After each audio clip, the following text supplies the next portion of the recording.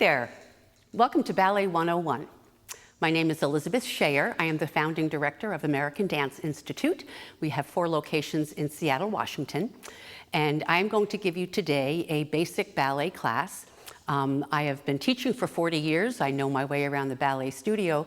And I'm going to give you my basic introductory class for a Ballet 1. I will assume that you know nothing, even though you may have had some prior training in the past, but we're going to take it from a blank slate and build you up and give you a nice solid foundation. I will give a disclaimer that after teaching for 40 years, my feet are pretty arthritic. And so there are several things that I cannot do well with my feet anymore. My legs work, my torso works, my arms work, but my feet are in pretty poor shape. So there are some things that I may not do very well. I can teach it, I just can't execute them real well. And I will point those out to you just to make sure that you don't do it incorrectly just because my feet don't work so well.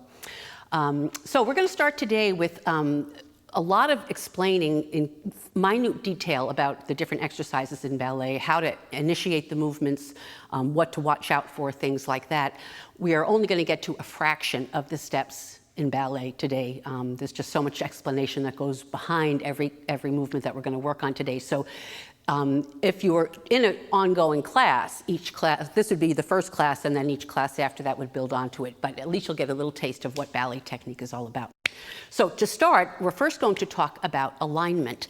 And I'm going to show you a side view here. If you can think of your body as being just like building blocks, like a kid playing with blocks. You've got your head, your shoulders, your ribs, your hips, your legs, and your feet. And they're all in a nice straight plumb line up and down. There's a natural curve in the small of the back here. You want to maintain that, but you do want to be careful that you don't what we call hyperextend or release. And just like building blocks, if you're playing with kids are playing with a building block, if something is off kilter just a little bit, either the whole thing topples over or something else is compromised, the stability is compromised. So for example, this is proper alignment. If I swayed my back, I would either fall forward or I'm going to have to adjust something so that I don't fall forward, like throwing my upper body back.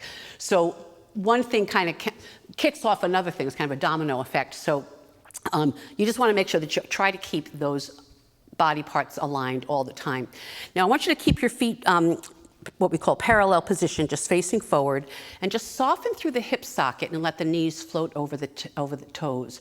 And when you do that, you want to make sure nothing changes in the body. And if you sit down on the floor for just a moment and rock back and forth, you'll feel those 2 bones. We call them your sit bones. The technical name is the ischium, but we just call them the sit bones. It's easier to remember. When you fold at the hips, those sit bones should go right directly down to the heel. They shouldn't tip back this way or tip under this way. So straight up and down, nothing changes as you come up and down. So that's your basic alignment. And that is actually great for you, not just for ballet training. That will give you a healthy spine through all of your life if you make sure that you always watch your proper posture. Okay, second concept we want to talk about. Now, I'm going to hold on to the bar here for support. You may not have a bar at home, likely not. So you can use a chair or a counter or a bureau, or if nothing else, you can even just hold on to the wall, tap the wall a little bit. You want to make sure that the bar is not a crutch. It's just your little helper, just a light touch just to give you a little bit more stability. Bring your feet together in parallel. Now, most things in ballet are done with a turned out position, and turnout comes from the top of the leg. So I'd like you to lift the toes of one of your feet and just rotate the leg in and out. And you can feel that that's where it starts, is up here in the top of the hip socket. Try the same thing with the other leg. You want to make sure that when you're turned out, you're not forcing it from the knees or from the ankles, that it's all coming from up top here. Now, when you take a first position, bring your feet together and just rock your toes open. That's what we call first position. This is your natural turnout. In time, we're going to want to increase that turnout, but you have to get the muscle strength to hold it so that you don't injure yourself. So for now, just do a nice, comfortable turnout wherever you feel your natural turnout is. And we're going to shift the weight slightly forward towards the balls of the feet so that you're not settling in the heels. And just go ahead and point your foot to the side and lower the toes slowly down. Make a triangle shape here. This is second position.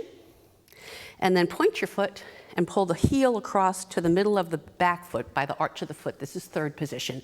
We're going to work with just those 3 positions today, and we're going to keep the hand on the hip for all of our bar work, so you don't have to think about what the arm is doing. You can just concentrate on the legs, and we'll slowly build up to more fancy things as you progress. So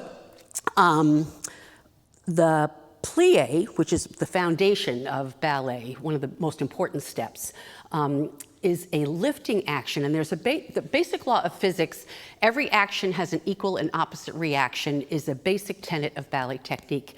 And what I mean by that, how it applies, let's just talk about the theory. Every action has an equal and opposite reaction. If you can imagine holding a rubber ball and you drop it and it will bounce right back up again to you. Drop it and catch it. Now, if you threw it down with great force, it's going to project up that much higher. So there's the action, that's the reaction. Ballet is the same thing. So in a plie, where the body is lowering down, it's not a down movement, it's a lift. So you're going to lift up to go down into the plie. And then to straighten out of the plie, you push down, you push the floor away and the body goes up. If you continue to push, you'd go to a releve. If you continue to push even higher, you go to a eleve or jump, a saute. So everything is, you have to think opposition. You're thinking up to go down, you're pushing down to go up. And that's going to keep a sense of strength and stability in the whole core and the whole torso there. Second thing about a plie is when you're in that first position, you want to make sure that your core is engaged, stomach is lifted, and your seat muscles are engaged. Underneath your bum, there's these little rotator muscles called your external rotators. You have to get those engaged at all times. Now, to start the plie, a lot of people that teach plie teach it as a bending of the knees. I want you to throw that out the window. It is a flexion in the hip socket.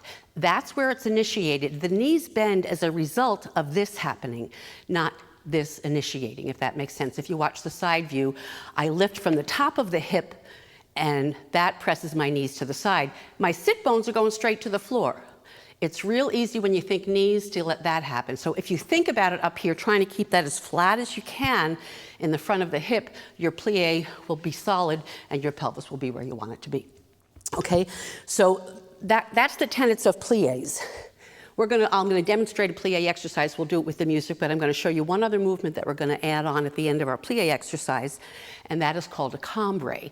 Cambre means to bending of the body, actually. So we're going to lift the arm and open it to the side. I'm going to pitch forward from...